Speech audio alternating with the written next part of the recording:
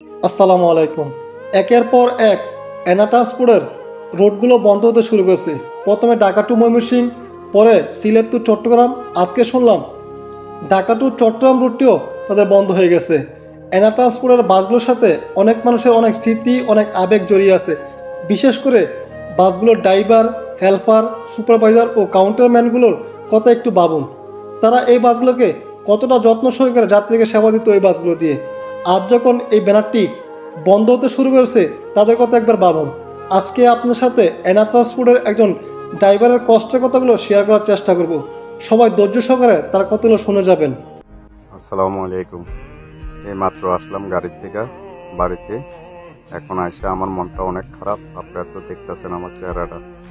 আমি এনা ট্রান্সপোর্টে আর মনে হয় যাবো না, আজকে শেষ আমার। এখন আমি বাড়িতে আসছি, আমার মনটা অনেক খারাপ।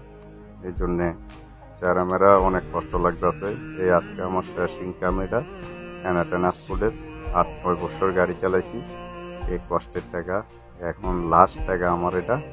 আর মনে হয় যাওয়া হবে না, আমাদের ব্যানারটা বন্ধ হয়ে যাবে।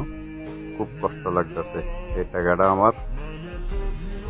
টাকাটা আমার বুকে নিয়ে জড়ায় রাখতে চাই, আমার এনা ট্রান্সপোর্টের একটা স্মৃতি হিসেবে।